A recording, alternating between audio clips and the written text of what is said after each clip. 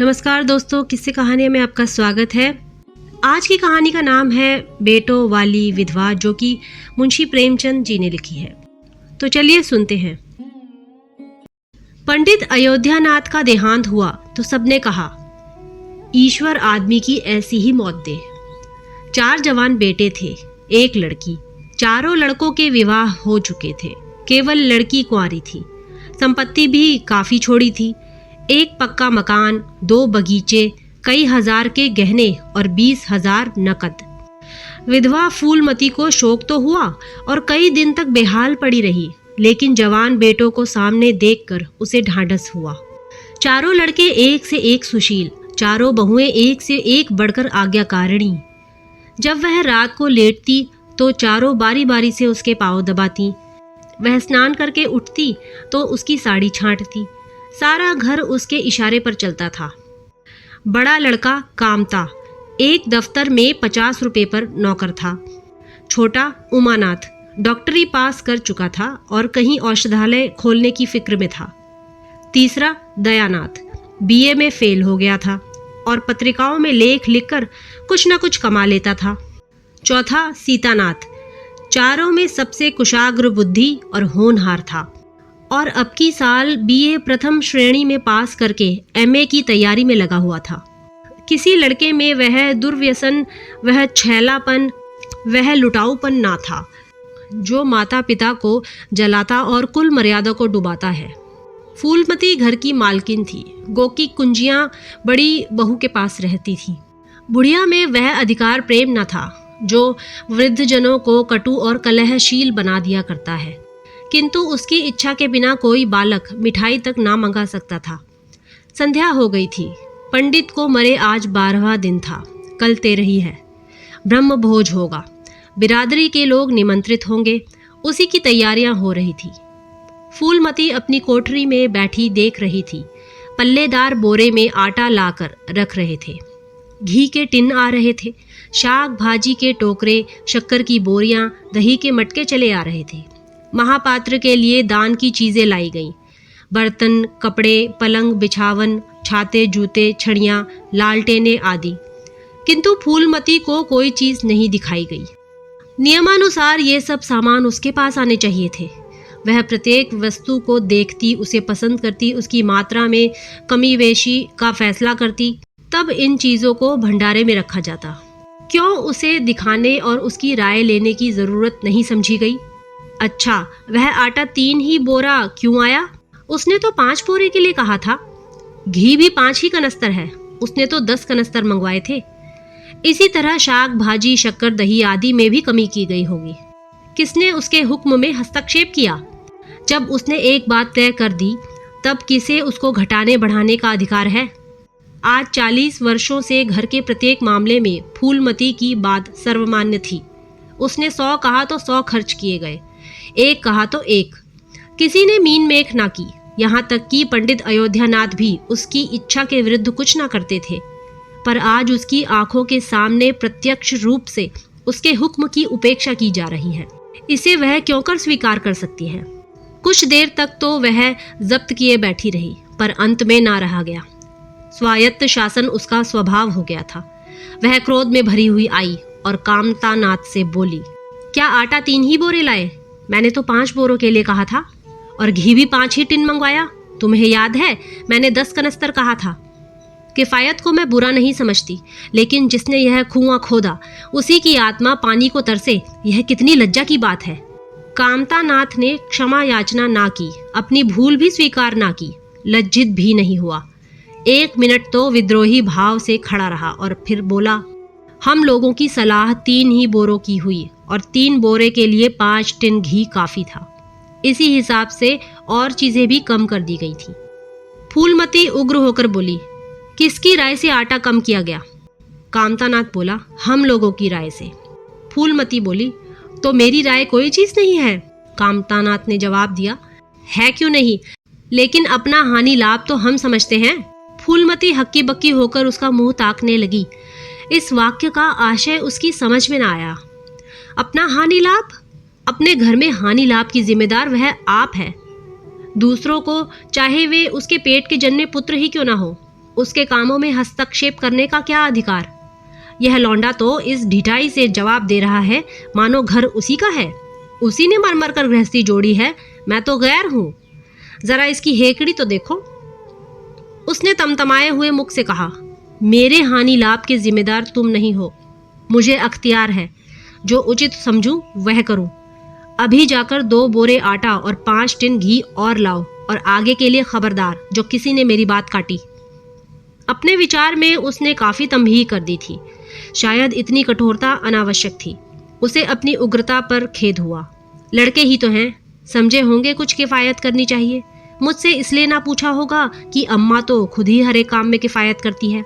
अगर इन्हें मालूम होता कि इस काम में मैं किफायत पसंद ना करूंगी तो कभी इन्हें मेरी उपेक्षा करने का साहस ना होता। यद्यपि कामतानाथ अब भी उसी जगह खड़ा था और उसकी भाव भंगिमा से ऐसा ज्ञात होता था कि इस आज्ञा का पालन करने के लिए वह बहुत उत्सुक नहीं, पर फूलमती निश्चिंत होकर अपनी कोठरी में चली गई। इतनी तंबीह पर भी किसी को उसकी अवज्ञा करने की सामर्थ्य हो सकती है, इसकी संभावना का ध्यान भी उसे न आया। पर ज्यों-ज्यों समय बीतने लगा उस पर यह हकीकत खुलने लगी कि इस घर में अब उसकी वह हैसियत नहीं रही जो 10-12 दिन पहले थी। संबंधियों के यहाँ के नेवते में शक्कर, मिठाई, दही, अचार आदि आ रहे थे। बड़ी बहू इन वस्तुओं को स्वामिनी भाव से संभाल कर रख रही थी। कोई भी उससे पूछने नहीं आता। बिरादरी के लोग जो कुछ पूछते हैं कामतानाथ से या बड़ी बहू से। कामतानाथ कहाँ का बड़ा इंतजामकार है, रात दिन भंग पिए पड़ा रहता है, किसी तरह रो धोकर दफ्तर चला जाता है। उसमें भी महीने में 15 नागों से कम नहीं होते। वह तो कहो साहब पंडित जी का लिहाज करता है, नहीं अब तक कभी का निकाल देता। और बड़ी बहू जैसी फूहड़ औरत भला इन सब बातों को क्या समझेगी? अपने कपड़े लत्ते तक तो जतन से रख नहीं सकती, चली है गृहस्थी चलाने। भद होगी और क्या। सब मिलकर कुल की नाक कटवाएंगे। वक्त पर कोई ना कोई चीज कम हो जाएगी। इन कामों के लिए बड़ा अनुभव चाहिए। कोई चीज तो इतनी बन जाएगी कि मारी मारी फिरेगी। कोई चीज इतनी कम बनेगी कि किसी पत्तल पर पहुंचेगी और किसी पर नहीं। आखिर इन सबों को क्या हो गया है? अच्छा, बहू तिजोरी क्यों खोल रही है? वह मेरी आज्ञा के बिना तिजोरी खोलने वाली कौन होती है? कुंजी उसके पास है अवश्य, लेकिन जब तक मैं रुपए ना निकलवाऊं तिजोरी नहीं खुलती। आज तो इस तरह खोल रही है मानो मैं कुछ हूं ही नहीं। यह मुझसे ना बर्दाश्त होगा। वह झमक कर उठी और बहू के पास जाकर कठोर स्वर में बोली, तिजोरी क्यों खोलती हो बहू? मैंने तो खोलने को नहीं कहा। बड़ी बहू ने निसंकोच भाव से उत्तर दिया, बाजार से सामान आया है तो दाम ना दिया जाएगा? फूलमती ने पूछा, कौन चीज किस भाव में आई है और कितनी आई है यह मुझे कुछ नहीं मालूम। जब तक हिसाब किताब ना हो जाए रुपए कैसे दिए जाएं? बहू ने कहा, हिसाब किताब सब हो गया है। फूलमती ने पूछा, किसने किया? बहू बोली, अब मैं क्या जानूं किसने किया, जाकर मर्दों से पूछो। मुझे हुक्म मिला है रुपए लाकर दे दो, इसीलिए रुपए लिए जाती हूँ।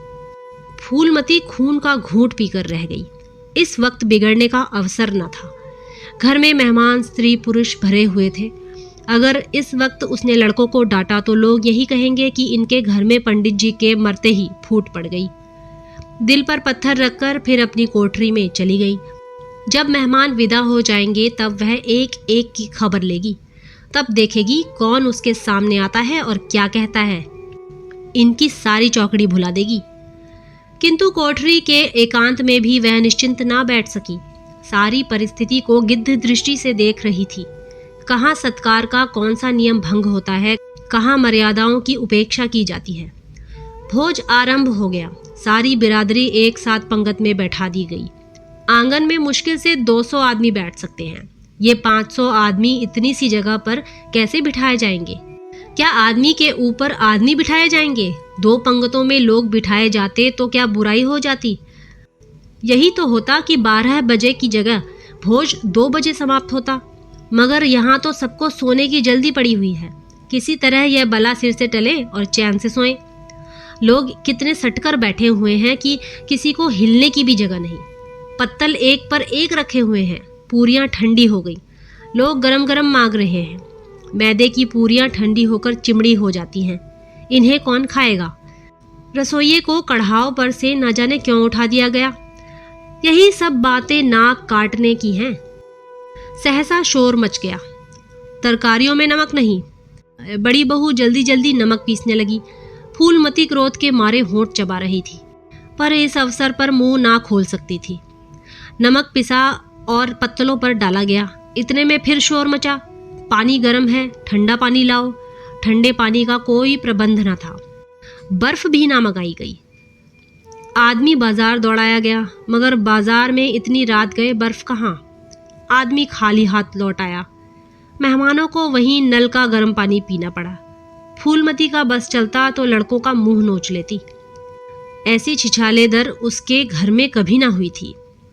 उस पर सब मालिक बनने के लिए मरते हैं। बर्फ जैसी जरूरी चीज मंगवाने की भी किसी को सुध न थी। सुध ही कहाँ से रहे जब किसी को गप लड़ाने से फुर्सत मिले। मेहमान अपने दिल में क्या कहेंगे कि चले हैं बिरादरी को भोज देने और घर में बर्फ तक नहीं। अच्छा, फिर यह हलचल क्यों मच गई? अरे, लोग पंगत से उठे जा रहे हैं। क्या मामला है? फूलमती उदासीन ना रह सकी। कोठरी से निकलकर बरामदे में आई और कामतानाथ से पूछा, क्या बात हो गई लल्ला? लोग उठे क्यों जा रहे हैं? कामता ने कोई जवाब न दिया, वहां से खिसक गया। फूलमती झुंझलाकर रह गई। सहसा कहारिन मिल गई। फूलमती ने उससे भी यही प्रश्न किया। मालूम हुआ किसी के शोरबे में मरी हुई चूहिया निकल आई। फूलमती चित्रलिखित सी वहीं खड़ी रह गई। भीतर ऐसा उबाल उठा कि दीवार से सिर टकरा ले। अभागे भोज का प्रबंध करने चले थे। इस फूहड़पन की कोई हद है? कितने आदमियों का धर्म सत्यानाश हो गया। फिर पंगत क्यों ना उठ जाए? आंखों से देखकर अपना धर्म कौन गवाएगा? हाँ, सारा किया धरा मिट्टी में मिल गया। सैकड़ों रुपए पर पानी फिर गया। बदनामी हुई वह अलग। मेहमान उठ चुके थे।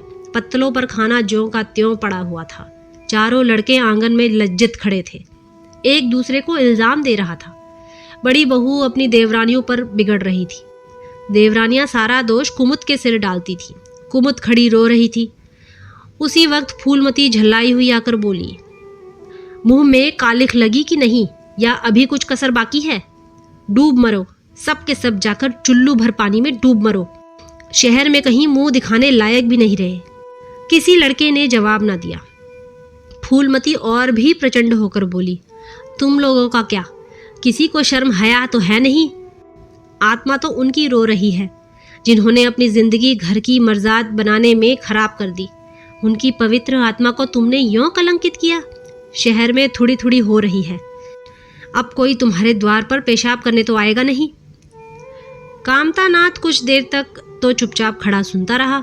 आखिर झुंझला कर बोला, अच्छा, अब चुप रहो अम्मा। भूल हुई, हम सब मानते हैं, बड़ी भयंकर भूल हुई। लेकिन अब क्या उसके लिए घर के प्राणियों को हलाल कर डालोगी? सभी से भूलें होती हैं। आदमी पछता कर रह जाता है। किसी की जान तो नहीं मारी जाती। बड़ी बहू ने अपनी सफाई दी। हम क्या जानते थे कि बीबी यानी कुमुद से इतना काम भी ना होगा। इन्हें चाहिए था कि देखकर तरकारी कड़ाव में डालती। टोकरी उठाकर कड़ाव में डाल दी। हमारा क्या दोष? कामतानाथ ने पत्नी को डांटा, इसमें ना कुमुद का कसूर है, ना तुम्हारा ना मेरा। संयोग की बात है। बदनामी भाग में लिखी हुई थी, वह हुई। इतने बड़े भोज में एक एक मुट्ठी तरकारी कड़ाव में नहीं डाली जाती। टोकरे के टोकरे उड़ेल दिए जाते हैं। कभी कभी ऐसी दुर्घटना होती है, पर इसमें कैसी जगहजाई और कैसी नक कटाई। तुम खामखा जले पर नमक छिड़कती हो। फूलमती ने दांत पीसकर कहा, शर्माते तो नहीं, उल्टे और बेहियाई की बातें करते हो। कामतानाथ ने निसंकोच होकर कहा, शर्माऊं क्यों? किसी की चोरी की है? चीनी में चींटे और आटे में घुन, यह नहीं देखे जाते। पहले हमारी निगाह ना पड़ी, बस यही बात बिगड़ गई। नहीं, चुपके से चूहिया निकाल कर फेंक देते, किसी को खबर भी ना होती। फूलमती ने चकित होकर कहा, क्या कहता है?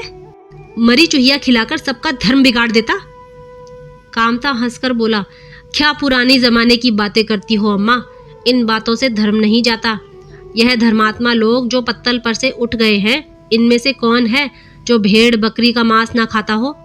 तालाब के कछुए और घोंगे तक तो किसी से बचते नहीं, जरा सी चूहिया में क्या रखा था। फूलमती को ऐसा प्रतीत हुआ कि अब प्रलय आने में बहुत देर नहीं है। जब पढ़े लिखे आदमियों के मन में ऐसे अधार्मिक भाव आने लगे तो फिर धर्म की भगवान ही रक्षा करे। अपना सा मुंह लेकर चली गई। 2 महीने गुजर गए। रात का समय है। चारों भाई दिन के काम से छुट्टी पाकर कमरे में बैठे गपशप कर रहे हैं। बड़ी बहू भी षड्यंत्र में शरीक है। कुमुद के विवाह का प्रश्न छिड़ा हुआ है। कामतानाथ ने मसनद पर टेक लगाते हुए कहा, दादा की बात दादा के साथ गई। पंडित विद्वान भी हैं और कुलीन भी होंगे, लेकिन जो आदमी अपनी विद्या और कुलीनता को रुपयों में बेचे वह नीच है। ऐसे नीच आदमी के लड़के से हम कुमुद का विवाह सेंत में भी ना करेंगे। 5,000 तो दूर की बात है। उसे बताओ धत्ता और किसी दूसरे वर की तलाश करो। हमारे पास कुल 20,000 ही तो हैं। एक एक के हिस्से में 5-5 हजार आते हैं। 5,000 दहेज में दे दें और 5,000 नेंग नचावर बाजे गाजे में उड़ा दें तो फिर हमारी बदिया ही बैठ जाएगी। उमानाथ बोले, मुझे अपना औषधालय खोलने के लिए कम से कम 5,000 की जरूरत है। मैं अपने हिस्से में से 1 पाई भी नहीं दे सकता।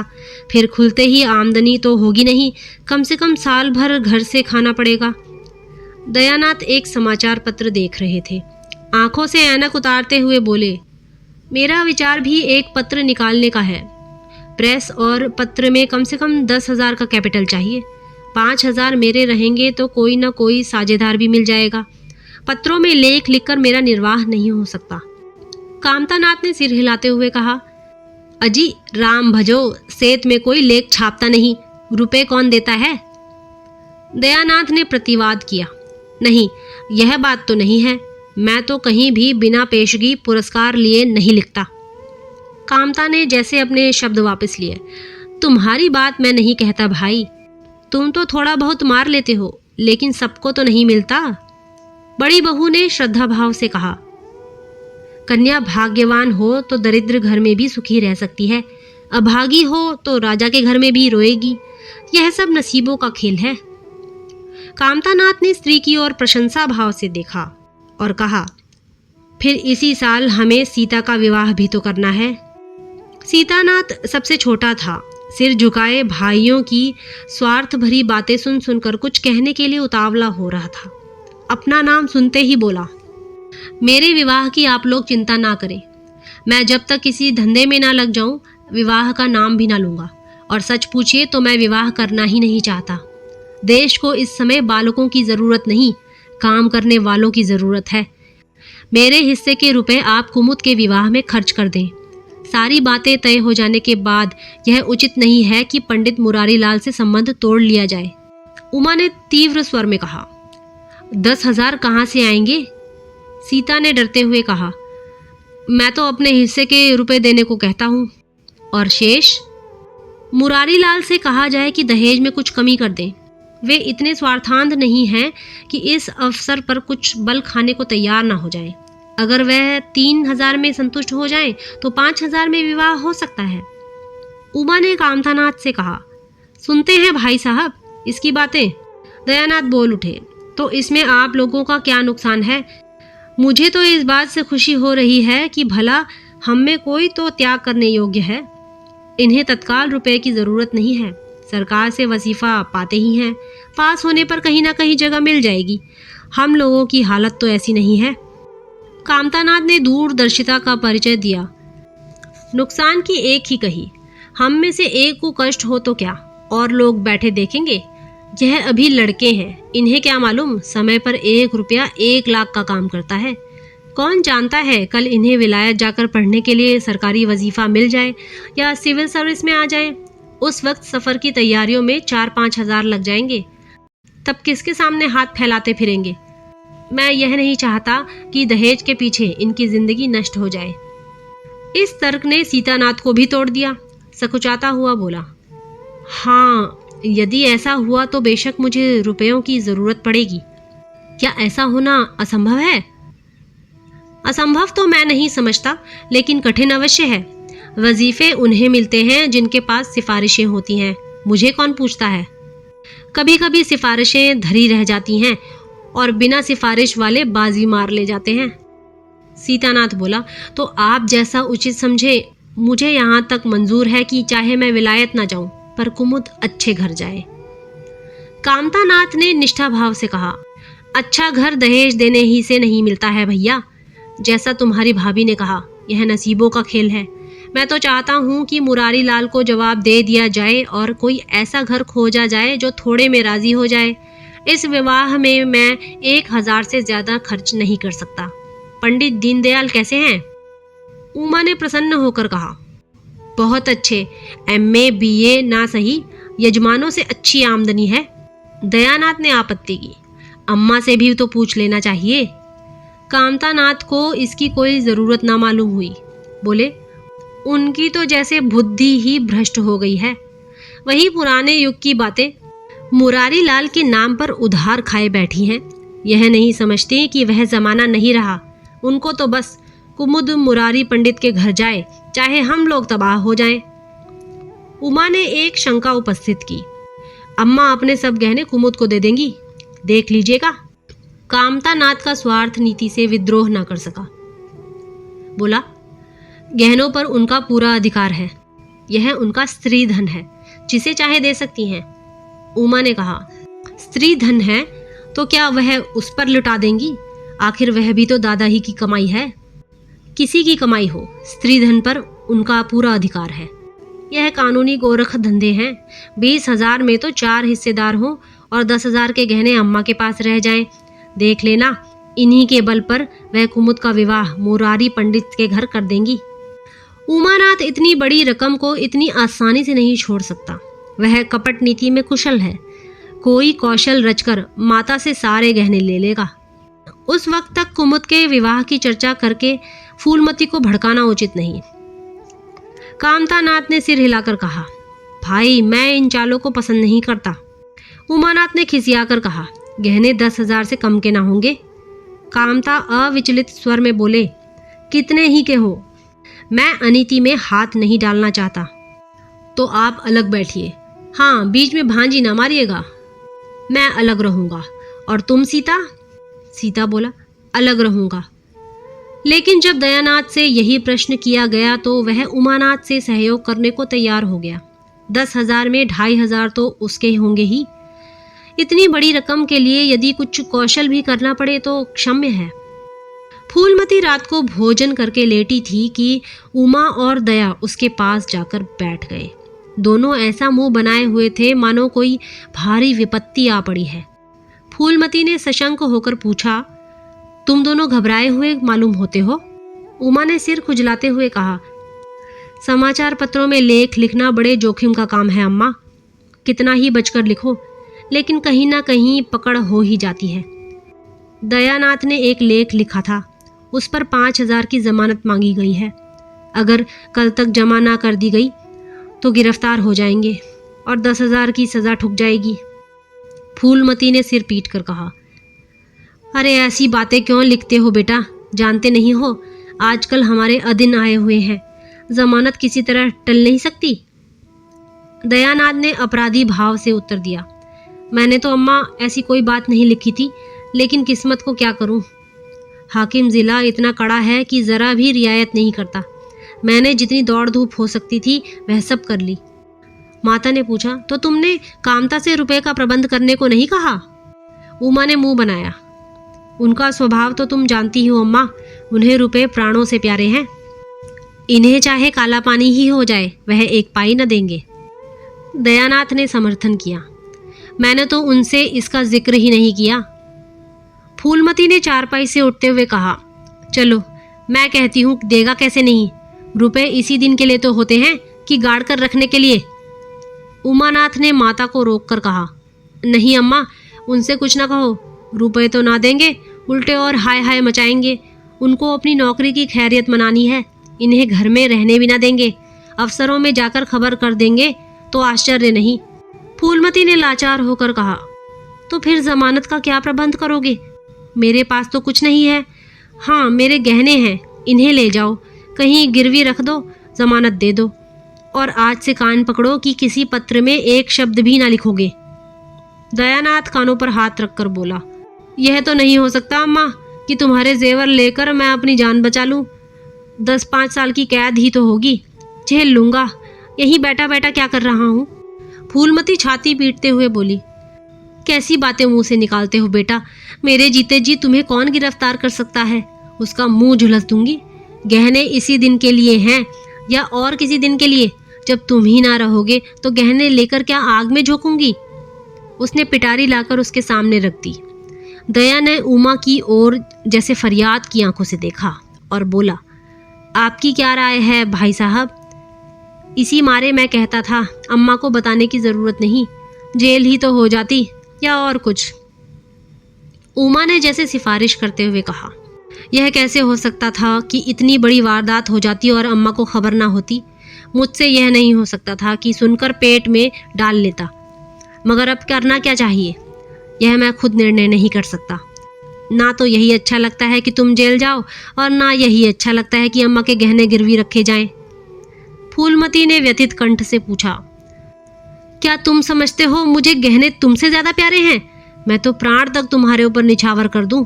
गहनों की क्या बिसात है। दया ने दृढ़ता से कहा, अम्मा तुम्हारे गहने तो ना लूंगा, चाहे मुझ पर कुछ ही क्यों ना आन पड़े।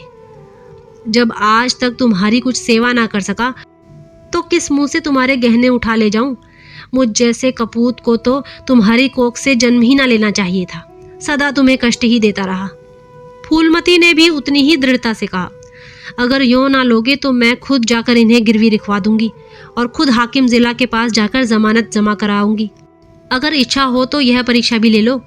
आंखें बंद हो जाने के बाद क्या होगा भगवान जाने, लेकिन जब तक जीती हूं तुम्हारी ओर कोई तिरछी आंखों से भी नहीं देख सकता। उमानाथ ने मानो माता पर एहसान रखकर कहा, अब तो तुम्हारे लिए कोई रास्ता ही नहीं रहा दयानाथ। क्या हरज है, ले लो, मगर याद रखो जो ही हाथ में रुपए आ जाएं गहने छुड़ाने पड़ेंगे। सच कहते हैं मातृत्व दीर्घ तपस्या है। माता के सिवाय इतना स्नेह और कौन कर सकता है। हम बड़े अभागे हैं कि माता के प्रति जितनी श्रद्धा रखनी चाहिए उसका शतांश भी नहीं रखते। दोनों ने जैसे बड़े धर्म संकट में पड़कर गहनों की पिटारी संभाली और चलते बने। माता वात्सल्य भरी आंखों से उनकी ओर देख रही थी और उसकी संपूर्ण आत्मा का आशीर्वाद जैसे उन्हें अपनी गोद में समेट लेने के लिए व्याकुल हो रहा था। आज कई महीने के बाद उसके भग्न मात्र हृदय को अपना सर्वस्व अर्पण करके जैसे आनंद की विभूति मिली। उसकी स्वामिनी कल्पना इसी त्याग के लिए, इसी आत्मसमर्पण के लिए जैसे कोई मार्ग ढूंढती रहती थी। अधिकार या लोभ या ममता की वहां गंध तक न थी।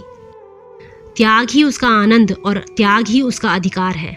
आज अपना खोया हुआ अधिकार पाकर अपनी सृजी हुई प्रतिमा पर अपने प्राणों की भेंट करके वह निहाल हो गई। 3 महीने और गुजर गए। माँ के गहनों पर हाथ साफ करके चारों भाई उसकी दिलजोई करने में लगे थे। अपनी स्त्रियों को भी समझाते थे कि उसका दिल न दुखाएं। अगर थोड़े से शिष्टाचार से उसकी आत्मा को शांति मिलती है तो इसमें क्या हानि है। चारों करते अपने मन की, पर माता से सलाह ले लेते या ऐसा जाल फैलाते कि वह सरला उनकी बातों में आ जाती और हर एक काम में सहमत हो जाती। बाग को बेचना उसे बहुत बुरा लगता था, लेकिन चारों ने ऐसी माया रची कि वह उसे बेचने पर राजी हो गई। किंतु कुमुद के विवाह के विषय में मतैक्य न हो सका। माँ पंडित मुरारी लाल पर जमी हुई थी, लड़के दीनदयाल पर अड़े हुए थे। एक दिन आपस में कलह हो गई। फूलमती ने कहा, माँ बाप की कमाई में बेटी का हिस्सा भी है। तुम्हें 16,000 का एक बाग मिला, 25,000 का एक मकान, 20,000 नकद में, क्या 5,000 भी कुमुद का हिस्सा नहीं है? कामता ने नम्रता से कहा, अम्मा कुमुद आपकी लड़की है तो हमारी बहन है। आप 2-4 साल में प्रस्थान कर जाएंगी, पर हमारा और उसका बहुत दिनों तक संबंध रहेगा। तब हम यथाशक्ति कोई ऐसी बात ना करेंगे जिससे उसका अमंगल हो, लेकिन हिस्से की बात कहती हो तो कुमुद का हिस्सा कुछ नहीं। दादा जीवित थे तब और बात थी, वह उसके विवाह में जितना चाहते खर्च करते, कोई उनका हाथ न पकड़ सकता था। लेकिन अब तो हमें एक एक पैसे की किफ़ायत करनी पड़ेगी। जो काम 1000 में हो जाए उसके लिए 5,000 खर्च करना कहाँ की बुद्धिमानी है। उमानाथ ने सुधारा, 5,000 क्यों, 10,000 कहिए। कामता ने भवें सिकोड़कर कहा, नहीं, मैं 5,000 ही कहूँगा। एक विवाह में 5,000 खर्च करने की हमारी हैसियत नहीं। फूलमती ने जिद पकड़कर कहा, विवाह तो मुरारी लाल के पुत्र से ही होगा। 5,000 खर्च हो चाहे 10,000, मेरे पति की कमाई है, मैंने मर मर कर जोड़ा है, अपनी इच्छा से खर्च करूंगी। तुम्ही ने मेरी कोख से नहीं जन्म लिया है, कुमुद भी उसी कोख से आई है। मेरी आंखों में तुम सब बराबर हो, मैं किसी से कुछ मांगती नहीं। तुम बैठे तमाशा देखो, मैं सब कुछ कर लूंगी। 20,000 में 5,000 कुमुद का है। कामतानाथ को अब कड़वे सत्य की शरण लेने के सिवा और मार्ग ना रहा। बोला, अम्मा तुम बरबस बात बढ़ाती हो। जिन रुपयों को तुम अपना समझती हो वह तुम्हारे नहीं हैं। तुम हमारी अनुमति के बिना उनमें से कुछ नहीं खर्च कर सकती। फूलमती को जैसे सर्प ने डस लिया। क्या कहा? फिर तो कहना। मैं अपने ही संचय रुपए अपनी इच्छा से नहीं खर्च कर सकती। वह रुपए तुम्हारे नहीं रहे, हमारे हो गए हैं। माता बोली, तुम्हारे होंगे लेकिन मेरे मरने के पीछे। कामता बोला, नहीं, दादा के मरते ही हमारे हो गए। उमानाथ ने बेहयाई से कहा, अम्मा कानून कायदा तो जानती नहीं, नाहक उछलती हो। फूलमती क्रोध विहल रोकर बोली, भाड़ में जाए तुम्हारा कानून, मैं ऐसे कानून को नहीं जानती। तुम्हारे दादा ऐसे कोई धन्ना सेठ नहीं थे। मैंने ही पेट और तन काट कर यह गृहस्थी जोड़ी है। नहीं, आज बैठने की छाह ना मिलती। मेरे जीते जी तुम रुपयों को छू नहीं सकते। मैंने 3 भाइयों के विवाह में 10-10 हजार खर्च किए हैं, वही मैं कुमुद के विवाह में भी करूंगी। कामतानाथ भी गर्म पड़ा। आपको कुछ भी खर्च करने का अधिकार नहीं है। उमानाथ ने बड़े भाई को डांटा, आप ख्वामखा अम्मा के मुंह लगते हैं भाई साहब। मुरारी लाल को पत्र लिख दीजिए कि तुम्हारे यहाँ कुमुद का विवाह ना होगा, बस छुट्टी हुई। कायदा कानून तो जानती नहीं, व्यर्थ की बहस करती हैं। फूलमती ने संयमित स्वर में कहा, अच्छा क्या कानून है, जरा मैं भी सुनूं। उमा ने निरीह भाव से कहा, कानून यही है कि बाप के मरने के बाद जायदाद बेटों की हो जाती है, माँ का हक केवल रोटी कपड़े का है। फूलमती ने तड़प कर पूछा, किसने यह कानून बनाया है? उमा शांत स्थिर स्वर में बोला, हमारे ऋषियों ने, महाराज मनु ने, और किसने? फूलमती एक क्षण अवाक रहकर आहत कंठ से बोली, तो इस घर में मैं तुम्हारे टुकड़ों पर पड़ी हुई हूँ। उमानाथ ने न्यायाधीश की निर्ममता से कहा, तुम जैसा समझो। फूलमती की संपूर्ण आत्मा मानो इस वज्रपात से चित्कार करने लगी। उसके मुख से जलती हुई चिंगारियों की भांति यह शब्द निकल पड़े, मैंने घर बनवाया, मैंने संपत्ति जोड़ी, मैंने तुम्हें जन्म दिया, पाला, और आज मैं इस घर में गैर हूं। मनु का यही कानून है और तुम उसी कानून पर चलना चाहते हो। अच्छी बात है, अपना घर द्वार लो। मुझे तुम्हारी आश्रिता बनकर रहना स्वीकार नहीं। इससे कहीं अच्छा है कि मर जाऊं। वह रे अंधेर, मैंने पेड़ लगाया और मैं ही उसकी छांव में खड़ी नहीं हो सकती। अगर यही कानून है तो इसमें आग लग जाए। चारों युवकों पर माता के इस क्रोध और आतंक का कोई असर न हुआ। कानून का फौलादी कवच उनकी रक्षा कर रहा था। इन कांटों का उन पर क्या असर हो सकता था? जरा देर में फूलमती उठकर चली गई। आज जीवन में पहली बार उसका वात्सल्य मग्न मातृत्व अभिशाप बनकर उसे धिक्कारने लगा। जिस मातृत्व को उसने जीवन की विभूति समझा था, जिसके चरणों पर वह सदैव अपनी समस्त अभिलाषाओं और कामनाओं को अर्पित करके अपने को धन्य मानती थी, वही मातृत्व आज उसे अग्निकुंड सा जान पड़ा, जिसमें उसका जीवन जलकर भस्म हो गया। संध्या हो गई थी। द्वार पर नीम का वृक्ष सिर झुकाए निस्तब्ध खड़ा था, मानो संसार की गति पर क्षुब्ध हो रहा हो। अस्ताचल की ओर प्रकाश और जीवन का देवता फूलमती के मातृत्व ही की भांति अपनी चिता में जल रहा था। फूलमती अपने कमरे में जाकर लेटी तो उसे मालूम हुआ उसकी कमर टूट गई है। पति के मरते ही अपने पेट के लड़के उसके शत्रु हो जाएंगे, उसको स्वप्न में भी अनुमान न था। जिन लड़कों को उसने अपना हृदय रक्त पिला पिला कर पाला, वही आज उसके हृदय पर यों आघात कर रहे हैं। अब वह घर उसे कांटों की सेज हो रहा था। जहाँ उसकी कुछ कद्र नहीं, कुछ गिनती नहीं, वहाँ अनाथों की भांति पड़ी रोटियां खाए। यह उसकी अभिमानी प्रकृति के लिए असहनीय था, पर उपाय ही क्या था? वह लड़कों से अलग होकर रहे भी तो नाक किसकी कटेगी। संसार उसे थूके तो क्या और लड़कों को थूके तो क्या, बदनामी तो उसी की है। दुनिया यही तो कहेगी कि 4 जवान बेटों के होते बुढ़िया अलग पड़ी हुई मजूरी करके पेट पाल रही है। जिन्हें उसने हमेशा नीच समझा वही उस पर हंसेंगे। नहीं, वह अपमान इस अनादर से कहीं ज्यादा हृदय विदारक था। अब अपना और घर का पर्दा ढका रहने में ही कुशल है। हाँ, अब उसे अपने को नई परिस्थितियों के अनुकूल बनाना पड़ेगा। समय बदल गया है। अब तक वह स्वामिनी बनकर रही, अब दासी बनकर रहना पड़ेगा। ईश्वर की यही इच्छा है। अपने बेटों की बातें और लातें गैरों की बातों और लातों की अपेक्षा फिर भी गनीमत है। वह बड़ी देर तक मुंह ढांपे अपनी दशा पर रोती रही। सारी रात इसी आत्मवेदना में कट गई। शरद का प्रभाव डरता डरता उषा की गोद से निकला, जैसे कोई कैदी छिपकर जेल से भाग आया हो। फूलमती अपने नियम के विरुद्ध आज तड़के ही उठी। रात भर में उसका मानसिक परिवर्तन हो चुका था। सारा घर सो रहा था और वह आंगन में झाड़ू लगा रही थी। रात भर ओस में भीगी हुई उसकी पक्की जमीन उसके नंगे पैरों में कांटों की तरह चुभ रही थी। पंडित जी उसे कभी इतने सवेरे उठने ना देते थे। शीत उसके लिए बहुत हानिकारक थी। पर अब वह दिन नहीं रहे। प्रकृति उसको भी समय के साथ बदल देने का प्रयत्न कर रही थी। झाड़ू से फुर्सत पाकर उसने आग जलाई और चावल दाल की कंकड़ियां चुनने लगी। कुछ देर में लड़के जागे, बहुएं उठी। सभी ने बुढ़िया को सर्दी से सिकुड़े हुए काम करते देखा, पर किसी ने यह ना कहा कि अम्मा क्यों हलकान होती हो। शायद सबके सब बुढ़िया के इस मान मर्दन पर प्रसन्न थे। आज से फूलमती का यही नियम हो गया था कि जी तोड़कर घर का काम करना और अंतरंग नीति से अलग रहना। उसके मुख पर जो एक आत्मगौरव झलकता था, उसकी जगह अब गहरी वेदना छाई हुई नजर आती थी। जहाँ बिजली जलती थी वहाँ अब तेल का दिया टिमटिमा रहा था, जिसे बुझा देने के लिए हवा का एक हल्का सा झोंका काफी है। मुरारी लाल को इनकारी पत्र लिखने की बात पक्की हो चुकी थी। दूसरे दिन पत्र लिख दिया गया। दीनदयाल से कुमुद का विवाह निश्चित हो गया। दीनदयाल की उम्र 40 से कुछ अधिक थी।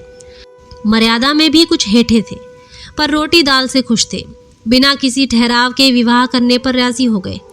तिथि नियत हुई, बारात आई, विवाह हुआ और कुमुद विदा कर दी गई।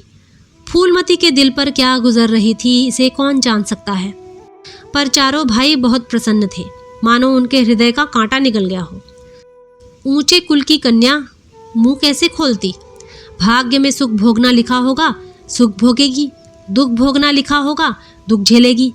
हरी इच्छा बेकसों का अंतिम अवलंब है। घर वालों ने जिससे विवाह कर दिया उसमें 1000 ऐब हो तो भी वह उसका उपास्य, उसका स्वामी है। प्रतिरोध उसकी कल्पना से परे था। फूलमती ने किसी काम में दखल न दिया। कुमुद को क्या दिया गया, मेहमानों का कैसा सत्कार किया गया, किसके यहाँ से नेवते में क्या आया, किसी बात से भी उसे सरोकार न था। उससे कोई सलाह भी ली गई तो यही कहा, बेटा तुम लोग जो करते हो अच्छा ही करते हो, मुझसे क्या पूछते हो।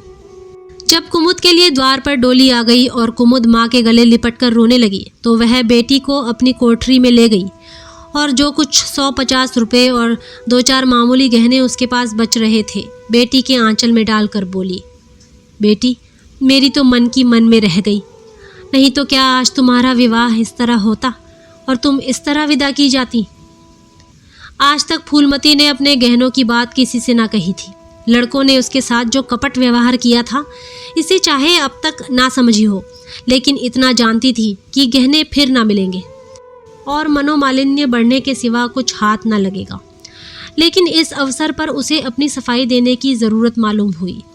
कुमुद यह भाव मन में लेकर जाए कि अम्मा ने अपने गहने बहुओं के लिए रख छोड़े, इसे वह किसी तरह ना सह सकती थी। इसलिए वह उसे अपनी कोठरी में ले गई थी। लेकिन कुमुद को पहले ही इस कौशल की टोह मिल चुकी थी। उसने गहने और रुपए आंचल से निकालकर माता के चरणों में रख दिए और बोली, अम्मा मेरे लिए तुम्हारा आशीर्वाद लाखों रुपयों के बराबर है। तुम इन चीज़ों को अपने पास रखो, ना जाने अभी तुम्हें किन विपत्तियों का सामना करना पड़े। फूलमती कुछ कहना ही चाहती थी कि उमानाथ ने आकर कहा, क्या कर रही है कुमुद, चल जल्दी कर। साइड चली जाती है, वह लोग हाय हाय कर रहे हैं, फिर तो 2-4 महीने में आएगी ही, जो कुछ लेना देना हो ले लेना। फूलमती के घाव पर मानो जैसे नमक पड़ गया। बोली, मेरे पास अब क्या है भैया जो मैं इसे दे दूंगी। जाओ बेटी, भगवान तुम्हारा सुहाग अमर रखे। कुमुद विदा हो गई। फूलमती पछाड़ खाकर गिर पड़ी। जीवन की लालसा नष्ट हो गई। 1 साल बीत गया। फूलमती का कमरा घर में सब कमरों से बड़ा और हवादार था। कई महीनों से उसने बड़ी बहू के लिए खाली कर दिया था और खुद एक छोटी सी कोठरी में रहने लगी, जैसे कोई भिखारिन हो। बेटों और बहुओं से अब उसे ज़रा भी स्नेह न था। वह अब घर की दासी थी। घर के किसी प्राणी, किसी वस्तु, किसी प्रसंग से उसे प्रयोजन न था। वह केवल इसीलिए जीती थी कि मौत न आती थी। सुख या दुख का अब उसे लेश मात्र भी ज्ञान न था। उमानाथ का औषधालय खुला, मित्रों की दावत हुई, नाच तमाशा हुआ। दयानाथ का प्रेस खुला, फिर जलसा हुआ। सीतानाथ को वजीफा मिला और विलायत गया, फिर उत्सव हुआ। कामतानाथ के बड़े लड़के का यज्ञोपवीत संस्कार हुआ, फिर धूमधाम हुई। लेकिन फूलमती के मुख पर आनंद की छाया तक न आई। कामता प्रसाद टाइफाइड में महीने भर बीमार पड़ा रहा और मरकर उठा। दयानाथ ने अपने पत्र का प्रचार बढ़ाने के लिए वास्तव में एक आपत्तिजनक लेख लिखा और 6 महीने की सजा पाई। उमानाथ ने एक फौजदारी के मामले में रिश्वत लेकर गलत रिपोर्ट लिखी और उसकी सनद छीन ली गई। पर फूलमती के चेहरे पर रंज की परछाई तक न आई। उसके जीवन में अब कोई आशा, कोई दिलचस्पी, कोई चिंता न थी। बस पशुओं की तरह काम करना और खाना, यही उसकी जिंदगी के 2 काम थे। जानवर मारने से काम करता है पर खाता है मन से।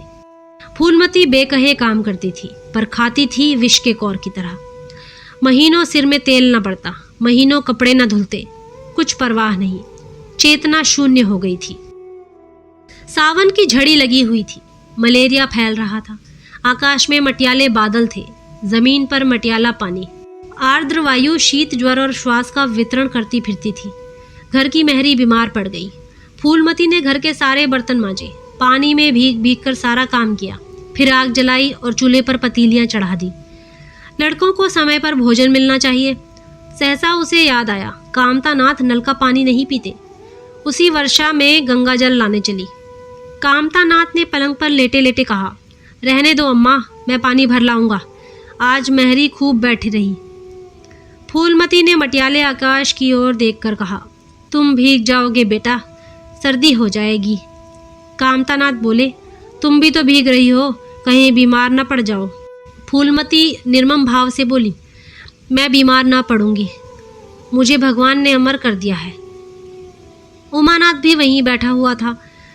उसके औषधालय में कुछ आमदनी ना होती थी, इसलिए बहुत चिंतित था। भाई भावज की मुंह देखी करता रहता था। बोला, जाने भी दो भैया, बहुत दिनों बहुओं पर राज कर चुकी हैं, उसका प्रायश्चित तो करने दो। गंगा बढ़ी हुई थी जैसे समुद्र हो। क्षितिज के सामने के कूल से मिला हुआ था। किनारों के वृक्ष की केवल फुनगियां पानी के ऊपर रह गई थी। घाट ऊपर तक पानी में डूब गए थे। फूलमती कलसा लिए नीचे उतरी। पानी भरा और ऊपर जा रही थी कि पांव फिसला। संभल ना सकी, पानी में गिर पड़ी। पल भर हाथ पांव चलाए, फिर लहरें उसे नीचे खींच ले गई। किनारे पर 2-4 पंडे चिल्लाए, अरे दौड़ो, बुढ़िया डूबी जाती है। 2-4 आदमी दौड़े भी, लेकिन फूलमती लहरों में समा गई थी। उन बल खाती हुई लहरों में जिन्हें देखकर ही हृदय कांप उठता था। एक ने पूछा, यह बुढ़िया कौन थी? कोई बोला, अरे वही पंडित अयोध्यानाथ की विधवा है। अयोध्यानाथ तो बड़े आदमी थे। हाँ थे तो, पर इसके भाग्य में ठोकर खाना लिखा था। उनके तो कई लड़के बड़े बड़े हैं और सब कमाते हैं। हाँ सब हैं भाई, मगर भाग्य भी तो कोई वस्तु है। तो ये थी कहानी बेटों वाली विधवा, जो कि मुंशी प्रेमचंद द्वारा लिखी गई है। फिर एक नई कहानी के साथ मुलाकात होगी। तब तक के लिए नमस्कार।